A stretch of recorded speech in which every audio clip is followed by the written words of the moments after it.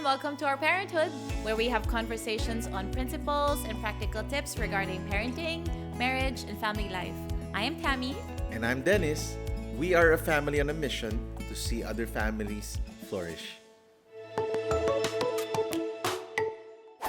Hello, everyone, and welcome to our Parenthood podcast. Welcome to our Parenthood. And we're back. We are back. We are back. Back with a bang. Okay. Not only Bakit back tayo with a nawala? bang.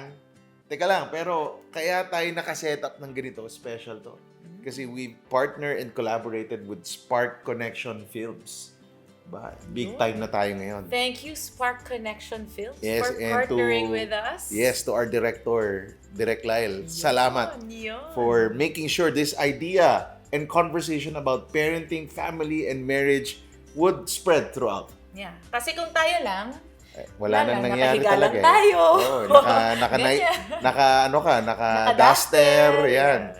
So ngayon, bago na to kasi nag-makeup na si Thammie. Yeah. Naligo ako. Nagsuklay This ako, promises guys. to be very, very exciting. Okay. Ibig sabihin na pag-isipan na natin to kanina. Okay. Kasi gano'n naman. We just want to have we wanted to continue having conversations with you dahil we would meet several couples, young couples, parents, kahit nga single we'd meet them and then we'd say, nire-replay na po namin yung podcast ninyo. Replay ba tawag doon? Yeah, pero nakaano na rin tayo. Daming episode na yun. 60 plus, 70 episodes na ata yung Parenthood. So you can check that out sa old channel namin. Sponsored by another company. But this one, again, this is new for us. And my video na to at my YouTube channel na to. So kakaiba na talaga to. Ba't ba tayo nawala? Ha? Because ang daming nangyari. Life happened. Life happened. Death almost happened. Yes. Sickness happened.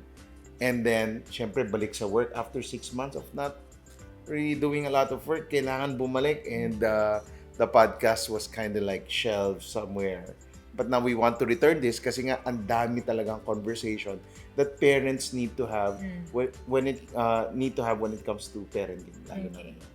No? So ikaw, anong pinagkakabisihan mo the past 2 years aside from binantayan mo ako? Para alam naman nila kung... Binantayan ko yung mga bata. I don't even remember our last update. What was our last update? Nakalimutan ko na rin yung podcast natin Halatang, last. hindi namin pinapakinggan yung podcast namin. Hindi ko malali. Pero alam na yata nila that you got sick. Yes. Alam nila that you got healed. Mm-hmm. And alam nila That's a year ago? You know, right? Na bumalik na yung foster baby. Yeah, I think we had an update on that. We had Bumalik an na si update. Hannah sa atin and Okay. yeah. So, ang pinaka-update sa atin ngayon is our eldest is going off to college.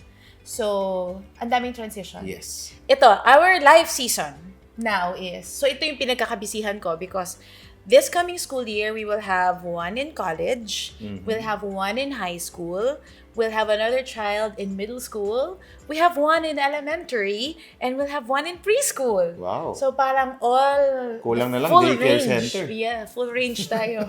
Toddler nursery, ganyan, no? Pwede. So that's, I think, hindi ko daming alam. transitions. Sobrang So, daming transitions. It's the mental load that's, you know me, overthinker. Yeah. So, Ako naman, sobrang busy din talaga with church work and a lot of things that we're doing, added responsibilities. But then ayun nga, parang bumabalik ulit yung desire na, come on, let's do this podcast. And buti na lang tinulungan tayo ng good friend natin para matuloy ito. We needed that extra push to make this happen. so why do you feel like there's a greater burden to really start having these conversations again? Why do we need another space Yeah, for siguro this? the past 2 years with all the pandemic, the mental health crisis, you see the effect on a lot of the kids today. And really, it goes back to family muna. Either family is the problem and family is also the solution. It's where most of our kids spend their majority of their hours. So kung wala tayong tamang conversations about parenting, affected din talaga yung mga kids. And that's why we wanted to revive this Parenthood podcast. Sa'yo, ano bang ano? I think there's a lot of information, there's a lot of noise, or pwede namang hindi noise kasi parang negative yata yung connotation nun. But there are a lot of conversations happening with social media, hindi na nga Google ngayon, di ba? Parang lahat na ng information, ano na ba? Ano na ba? TikTok? Ano na ba uso ngayon? Basta parang everywhere you look, walang kulang na information. Yes. But there is information overload na, for me, I think, I wanted us to have conversations so that we can help parents filter all the information that's coming at them. We want to help you guys filter. We want to help you process in a way kasi nga mahilig ako mag-process. Kung napansin nyo, kung di nyo alam, makinig kayo sa mga dati. Puro processing ginawa ko doon. So yun, parang I wanted that avenue na yun, kasi that's what helped us. Yeah. Yung meron tayong, okay, how do I process all the information? How do I clarify my own values? How do I filter through what is, okay, ito, gagawin ko siyang part ng belief system ko. Yeah. Or ito, okay, clearly that's from a different worldview. Yeah. So, yun. Parang gumawa tayo ng episode nun about just making informed decisions based on... Talaga? Yeah, based on data, based on research, not just based on anecdotes. Okay. Naalala mo yun, di ba? Maybe. That was the time Most that likely. na-certify ka na as a parent coach. Most likely, yes. Yeah, so si Thammie kasi went through a process of certification for how many years yan? No? Tagal. The whole pandemic, I think. Or even before pandemic. Yeah, 2-3 years to be a certified parent coach. So, I think I want to balance that. Kasi Asian din tayo. So, kahit anong sabihin mo, like, yes, we are for evidence, evidence-based information. But at the same time, as Asians, we really, because we're very relational, ang laki talaga, di ba? Like, uso siya sa Facebook, crowdsourcing. A lot of what we choose to believe, talaga malaking say, whoever, yung mga friends natin, relatives natin. So, there is still wisdom there, yung experiential, pero we want to balance it. Hindi rin parang puro experience. Kasi minsan, experience na gano'n and feeling natin, because that's their experience, I want that, or I don't want that. So, I make my decision based on somebody else's experience. But we want sound principles, we want evidence.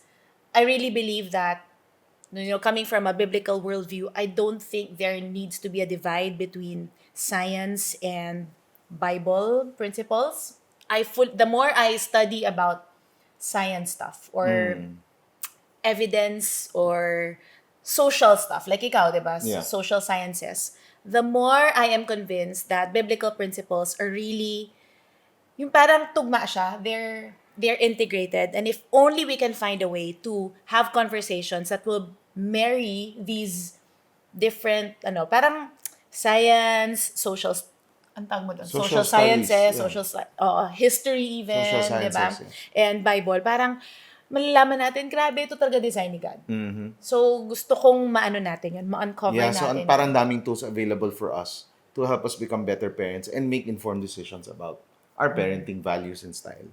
No? And speaking of style, yan ang episode 1 natin. Dapat talagang medyo, controversial agad. Ineffective parenting styles. Wow.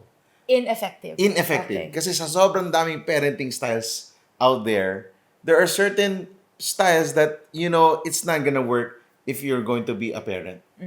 Diba? It's gonna work kung magulang ka, pero not a parent. Nagets mo yun? Hindi. Lang. Yung magulang mo. So, joke pa dapat. Joke yun. So, sorry, guys! Dapat may tatawa na background sorry, dyan. guys! Bahala na si Spark Connection dapat sa atin. Dapat may warning ka na joke pala yun. Para, ganyan may polite laugh ako. Yeah. Okay. Sige, start natin to conversation. Kasi di ba sabi sa Bible, train up a child in the way he should go so that when he grows old, he will not depart from it. So there's really a training component to parenting. So train up a child in the way he should go so that when he grows old, di siya alis dun sa training na yun. Okay. Right? So, may mga different styles, trainings for parenting. And what are those parenting styles na nakikita natin na even according to research and so many parenting books, they actually mention this. Mga ineffective styles pagdating sa parenting, pag-usapan natin ngayon. I have a question. Yes. What would make a certain style effective or ineffective? Pagka ineffective sa anak mo. Hindi, naisip ko lang. Kasi, yun nga, gaya na sabi mo, ang sobrang daming, Yeah. like, this is effective. And what would make you say na, okay, effective to or ineffective to? Okay, when I say ineffective, I'm not saying it's wrong. I'm saying in our worldview, and I think dito babalik, no? Wala namang dogmatic na ito lang dapat yung way to do it. Kasi sobrang iba yung kultura natin sa Bible culture. Iba kultura natin sa West. Iba-iba eh. But there are principles that affect style na might not be as healthy when you're raising up and training a child. Di ba? So may mga training na, di ba may mga training tayo napunta na parang wala akong natutunan kasi sobrang ineffective nung style nung training. Hindi nga, ba't mga masasabing ineffective? Pinapahirapan ko siya. Kasi nga hindi nag-work. What would make you And say it na contradicts something our worked? worldview that we embrace as a family. Okay. And I think So, that's what makes parenting distinct for different families. okay, so I asked that, I think because Hirap naman ang test. hindi kasi, kaya ko siya tinatanong kasi I think for us to be able to say a certain style or principle is effective, we have to first establish what makes something effective. Like, Sige, clarify sagutin mo yung muna, tanong what mo. is your So win? what is an... Ayoko, kaya nga ikaw tinatanong ko eh. Alam mo sagot? Hindi kasi, Labo. hindi, medyo nasagot mo siya. Like, Oo. kasi kung bago mo hindi ko alam po tama to ha. Sige lang. Ngayon, kasi Kwentuhan binalik lang mo sa naman. akin yung tanong eh. Pero feeling ko, bago mo masabi na effective, kailangan maklarify mo din muna ano yung end goal mo. Like kung yung end goal mo, very short term, to get my children to just Obey. or to behave, then I can have certain techniques or style and get that result. Ineffective yan. Effective siya sa end goal ko. Pero kung yung ultimate end goal ko is with the long-term thinking in mind, so that would also vary na, I would take that into consideration kung, pwede nga may certain gagawin ako, tapos ita-threaten ko sila or what, o iba-bribe ko sila, and then, napasunod ko sa kanila. Napasunod ko sila. But, kung may long-term pa ako, na hindi lang naman yung goal ko, then, Tama. that might work for this goal, but it will not be effective in the long run. Kaya Yeah. ko, Siguro kung may common denominator among parents, it's knowing that we want to raise our kids to become responsible adults. Pag Christian ka, godly, responsible adults na may character, may plano sa buhay. Yung alam mong, they'll be able to thrive. They'll have wings to fly once they're out of the house. So, what style might work or what certain styles won't work if we want to see that happen? Yeah. okay, and I Sige. think there are a lot, I think that this conversation is needed, especially for younger parents with Lahat, younger actually, kids. yeah. Or, Better when you start younger kasi pag adult na, hirap Or actually- baguhin, di ba? kasi nga, most parents, I think all of us, or most of us, have that goal. We want to raise kids who are responsible, kind, caring. Diba? Yung, generally, we parents share the same goals, but because of the daily grind, yung gusto mo lang masolusyonan yung ngayon, sometimes we lose sight of our long-term goals. Right. And we just try to survive itong meron ngayon na situation. Right. And we end up looking for different styles that that we feel might work. So, yun nga. Okay. So, ano nga mga yun? So, lipad na tayo. Okay, sorry. Lipad Papagulo na. ba Let's go, ako? lipad Okay, na. go. Sabi ko lipad kasi ang first style is the helicopter parenting. Okay, wow. Yes. Feeling segue. Di ba? Ano yung sabihin ng helicopter parenting? Helicopter yung hovering around lang yan. lagi. Oo, ganyan. laging nandyan, laging nakabantay. Parang MTRCB ng anak mo na talagang nandyan lang for always there with you, no? It involves parenting that revolves around their kids. Okay. It's very like everything is about the kids. So I'm hovering over, I'm looking at everything, I'm making sure every action I know, that's a helicopter parenting. No? And we see that many times, no? What are common manifestations? Is that the right word? Ano yung ways that you can see to assess na, may tendency ba akong maging ganon? Yung parent na mahilig mag-rescue ng mga anak nila out of their problems, yan yung mga helicopter parents. Di ba? Yung pag tumakbo, huwag ka tatakbo, baka madapa ka. Di ba? Or kung, kakain, huwag masyado, baka tumaba ka. Lahat na lang. Okay. nakikialam siya sa lahat. Okay. Kasi nga, nag-hover siya. So, yun, kahit 25 na, sasama niya anak niya mag-job application. Ay, pa! Hello. Labo. Muntik na akong gula. May tao. Okay. Di ba? Parang gano'n. They always try to be there for their kids. To the point na hindi na makalipad yung kids kasi sila na yung lumilipad eh. Sila na yung helicopter eh. So, the kids can't spread their wings and fly because the parents are always hovering over them. No? So, yung style na to, it lacks discipline. Parang lahat nasa kanila. Lacks discipline on the part of the child or the parent? Both. Dahil nga, walang discipline yung parent na to train kasi lahat siya gagawa.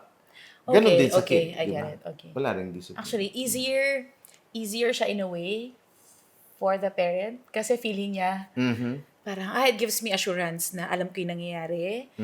It's tempting kasi mas madali. Ako na lang gagawa, less mistakes. So, naalala ko nung feeling lang yung nag-homeschool tayo tapos 6-7 years old sila, Aliana, di ba? Tapos magpapasa ka ng portfolio. Tapos yung portfolio natin, ginawa ni Aliana, sobrang 7 years old yung gumawa. Tapos may fellow 7 years old na dumating, ang ganda ng portfolio. So, parang scrapbook. Ano to? Binayaran ba to? Yearbook ba to? Pagbukas mo, alam mo yung magulang gumawa. So, walang ginawa yung anak. Parang ganun yung helicopter parenting eh. Parang, it's just always there, wanting everything to be perfect, getting the kids out of trouble, or ayaw nila mag-fail yung kids sila, so they're always there. So, what do you think is the heart behind that? I mean, like, I'm sure, like I said, I want to come from a position, most parents, like, feeling ko talaga may tendency ako maging helicopter parent. May tendency akong ganun eh. Pero, ako, kung i-check ko sarili ko, bakit? Yung tendency ko maging ganun, kung I start caving into, naku, what if ganyan? What if ganon? Yung it comes from a heart na I really just want what's best for you. Pero, it's like, dahil I want what's best equals, huwag kang magkamali. Perfect. Parang naging ano na siya. Yung tuloy, hindi na okay magkamali. Pwede naman, nalilimutan ko na they can actually learn more and they will grow more if they're allowed to make mistakes. Tama ka dyan. Yeah. Inisip ko lang, actually, lahat yata ng mga styles, may tendency ako eh. Yeah. Like, right. Ko yun. Ako feeling ko yung yung fear na dati pinabayaan ako ng magulang ko. And then take it to the other extreme. So now they take it and swing to the other side naman na, ay talagang nandyan ako, involved talaga ako sa anak ko.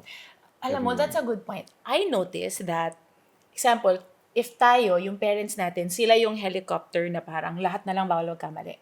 Most, again, I'm just saying generally ha. Kwento lang. Pero observation ko lang na when they grow up, those parents, and they grow up and they become parents, they tend to now swing it to the opposite end of the pendulum. Na they would say na that yung parents ko sobrang strict, sobrang ganon. Yeah. Gusto ko sa anak ko, ayaw kong ma-experience nila yung ganon. Yeah. I want my kids to learn more. So now, minsan, taken to the extreme, super okay lang yan, super permissive, wala nang boundaries.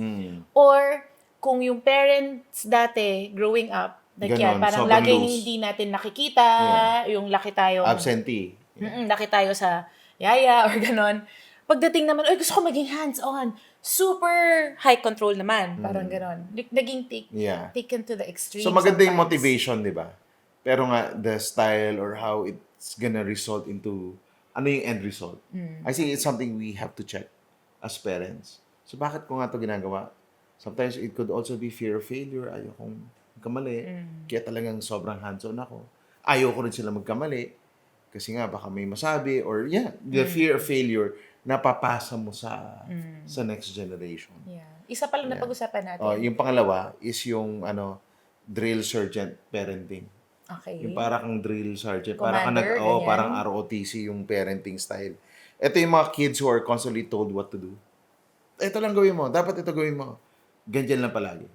Parang they're always boxed into a certain way of doing things. And dahil drill sergeant, yung lagi may put down. Ako mas ganito yung yung Criticism. atmosphere, the environment I grew up in, medyo ganito. Yung parang nire-reverse psychology ka. Sabihin na, di ka marunong, para patunayan mong marunong ka. Di ba? So, I Is think it this, an Asian thing? Is it a I'm not sure. Phil I think Chai thing? I think it's a global thing. You see it also naman sa mga Western movies, may mga ganong style of parenting. Yun nga, parang reverse psychology yung style. Yung, di ka marunong, wala kang ano. Di ba, pag sinabi, wala kang kwenta. Yung bata, sabi niya, papakita ko na may kwenta talaga ako. Pero the problem with that is, it's gonna be born out of insecurity. Not out of, this is a safe place for me as a family to grow and make mistake. Now, I cannot make mistake. Because You have to prove yourself. Yeah, you have to prove yourself. Ako, high achiever ako growing up. And I think it's because of that. Yung naalala ko yung first honor kasi ako Ayun na ng naman grade 3. tayo. Hindi, Okay, go. nasabi ko na to sa Ulit-ulit episode. to. Isi-shortcut ko na kasi ayoko mag-overtime sa episode 1. Pero, Hindi, okay lang. nung naging okay third lang. honor Kasi ako, naging first honor ka na maraming beses. Kwento mo yan. kailan ako naging first honor ulit? Basta Nung grade once lang 3. naging Oo. Nung grade 4 ako, nung bumagsak ako, basta nahirit lang ng nanay ko. Ay, third honor ka lang? Parang ako simula nun medyo na-disappoint ako. Parang, okay. Based pala on a performance that I need to obey you. That I need to be first honor all the time. Diba? Pero for sure, hindi naman yun yung mean niya. Pero ganun yung lumabas sa isang batang tulad ko. That was how it was projected to me. Yeah. So yun yung, ikaw ba may ganyan ka ba? Yung drill sergeant? Hindi ko nga alam mo, never ko naisip kung paano yung style ng parents ko nun growing up. Basta super magkaiba sila. Yeah. I think opposite din. Marami akong nakikita na ganito mag-work. Yeah, very corrective. So I guess it's ganon. Or nag-antay na, sabihin mo sa akin anong gagawin ko. Ayoko mag-innovate. Ayoko mag-ano. Yes lang ng yes sa'yo. Hindi nila ginagamit yung critical thinking. And maybe it's because growing up, they were always told what to do. Ito lang gagawin mo. Pag di mo ginawa yung sinabi ko. Yeah, and I think as kids, or our kids, they want to please us as parents. Kasi parang, di ba, parang goal naman natin, gusto ko masaya parents, gusto ko proud yung parents ko sa akin. So, as parents, we have to be extra careful how we relay that message na, yung minsan we say, okay lang, love naman kita, kahit, di ba, no matter what, ganyan. Pero, yung reaction natin, kita na, pag hindi mo ginawa yung gusto ko, actually, less pleased ako sa'yo. Parang ganon. So, pag corrective, baka gano'n na rin, di ba? Parang, Medyo. because alam ko this is what would make mama and papa happy, therefore, I would just do this. Yeah, kahit ayaw na nila. Oo. Yeah. Ang problem dyan is that when they grow up, they feel like it was the wrong decision, babalik sa'yo. Sabi mo kasi sa akin. Kahit ayoko naman, di ba? And it creates conflict in the family. The dynamic changes. Parang utang na loob lang kasi, kaya nangyari lahat to. And now look where I am. Because we've not taught them to take responsibility for the choices they'll make. Lalo na age-appropriate, like magka-college na or 16, 17 na, hindi pwedeng ikaw pa rin dikta ng dikta kung... Magandang conversation yan next time. Yes. Yung mga ganun. Okay, last. Okay. Ito, I think this one, I see most of the time. More than the two. Especially in this generation. Especially in this generation. Okay. Sa mga bago. Which is? Yung beshi parents. Beshi. Beshi. BFF niya yung parent niya. Okay. Hindi masama na may friendship kayo ng anak mo, pero tandaan mo, you're the parent, you're not just the best friend. It's good to be friends with your kids, but then you have a role that a best friend cannot do, which is to parent your kids. No? Yung beshi parents, sila yung mga nagpapadecide sa mga anak nila. Ikaw nang bahala talaga sa lahat ng gagawin mo.